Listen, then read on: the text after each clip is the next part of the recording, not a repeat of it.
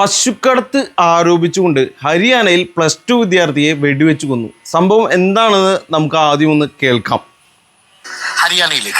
ഹരിയാനയിൽ വിദ്യാർത്ഥിയെ പശുക്കടത്തുകാരനെന്ന് സംശയിച്ച് വെടിവെച്ച് കൊലപ്പെടുത്തി എന്നൊരു വാർത്ത വരുന്നു. 12ാം ക്ലാസ് വിദ്യാർത്ഥി ആര്യൻ മിശ്രയാണ് കൊല്ലപ്പെട്ടത്. വിദ്യാർത്ഥി സഞ്ചരിച്ച വാഹനത്തെ പിന്തുടർന്ന് വെടിവെക്കുകയായിരുന്നു. കേസിൽ 5 ഗോ സംരക്ഷണ സേനാ പ്രവർത്തകരെ പോലീസ് അറസ്റ്റ് ചെയ്തിട്ടുണ്ട്. കഴിഞ്ഞ മാസം 23-നാണ് കൊലപാതകം നടന്നത്. ശ്യാമ സദാനന്ദൻ ചേരുന്നു ഡെസ്കിൽ നിന്നും കൂടുതൽ വിവരങ്ങളുമായി. ശ്യാമ, വളരെ നിർഭാഗ്യകരമായ സംഭവം. വീണ്ടും ഒരിക്കൽ കൂടി ഈ ഗോ സംരക്ഷണ സേനയുടെ ഒരു അതിക്രമം നമ്മൾ കാണുന്നു. എന്താണ് സംഭവം? എപ്പോഴായിരുന്നു സംഭവം? എത്ര പേരാണ് ഇപ്പോൾ കസ്റ്റഡിയിലുള്ളത്? മറ്റെന്തെങ്കിലും വിഷയങ്ങൾ ഇതുമായി ബന്ധപ്പെട്ട ഭാഗത്തുണ്ടോ? അതായത് രാഷ്ട്രീയമായ ഏതെങ്കിലും തുടർ ചലനങ്ങൾ ഈ വിഷയത്തെ തുടർന്ന് ഉണ്ടായിട്ടുണ്ടോ? അരുൺ, ഓഗസ്റ്റ് 23-ന് രാത്രി സുഹൃത്തുക്കൾക്കൊപ്പം ഭക്ഷണം കഴിക്കുന്നതിന് വേണ്ടി പുറത്തുപോയ 12ാം ക്ലാസ് വിദ്യാർത്ഥിയാണ് ഇത്തരത്തിൽ ഗോസംരക്ഷണ സേനയുടെ ഒരു അതിക്രമത്തിൽ ജീവൻ നഷ്ടപ്പെട്ടത്. ഇവർ സഞ്ചരിച്ചിരുന്ന വാഹനത്തെ 30 കിലോമീറ്ററോളം പിന്തുടർന്ന് ഗോസംരക്ഷണ സേന പ്രവർത്തകർ വെടിയുതിർക്കുകയായിരുന്നു. ആര്യൻ മിശ്രയുടെ കഴുത്തിലാണ് വെടിയേറ്റത്. ആശുപത്രിയിൽ എത്തിക്കുന്നതിന് മുമ്പ് തന്നെ ആ കുട്ടി മരിക്കുകയാണ് ചെയ്തത്. അതായത് ആര്യനും സുഹൃത്തുക്കളും യാത്ര ചെയ്തിരുന്ന വാഹനം 30 കിലോമീറ്ററോളം ദേശീയപാതയിലൂടെ ചേസ് ചെയ്ത് അവരെ പിന്തുടർന്ന് വെടിവെക്കുകയായിരുന്നു. പിൻസീറ്റിലാണ് ആര്യൻ ഇരുന്നിരുന്നത്. അങ്ങനെയാണ് ആ കുട്ടിയുടെ കഴുത്തിന് വെടിയേറ്റ് മരിക്കുന്നത്.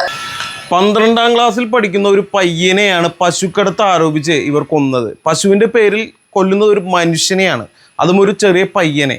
പശുക്കടത്ത് നടത്തുന്ന ചിലർ നഗരത്തിൽ നിന്ന് കന്നുകാലികളെ കാറിൽ കൊണ്ടുപോകുന്നതായി ഗോ സംരക്ഷണ സേനയ്ക്ക് വിവരം ലഭിച്ചു. അതുമാത്രമല്ല, ആ ഒരു വിവരത്തിൻ്റെ അടിസ്ഥാനത്തിൽ നിർത്താതെ പോയ കാറിനെ പിന്തുടർന്നുകൊണ്ട് കാറിലുള്ളവർക്ക് നേരെ വെടിവെച്ചു.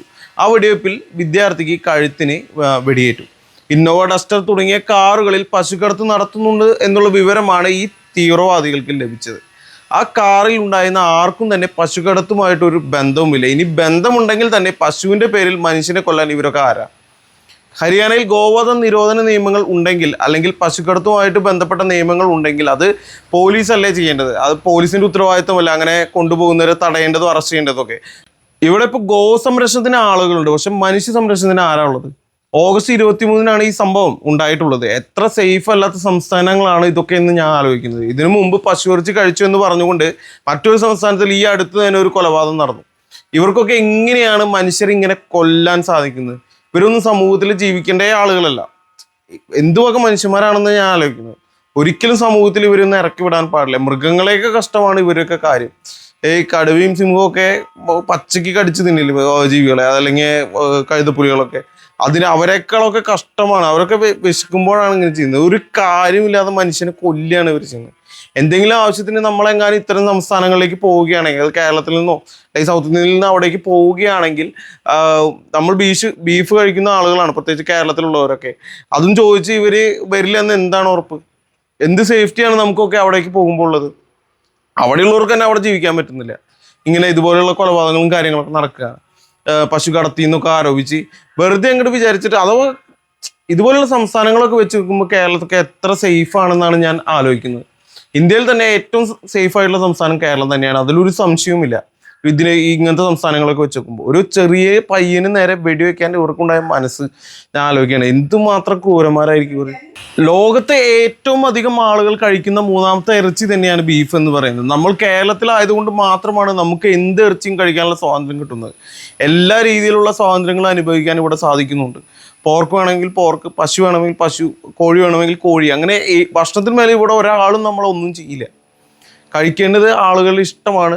കഴിക്കേണ്ടാത്ത ആളുകൾക്ക്, ഇതൊന്നും വേണ്ട എന്ന് വെക്കുന്ന ആളുകൾക്ക് അവർ വേണ്ടാന്ന് വെക്കുക. അല്ലാതെ ബാക്കിയുള്ളവരെന്തിനു ചൊറിയാൻ വരുന്നത്?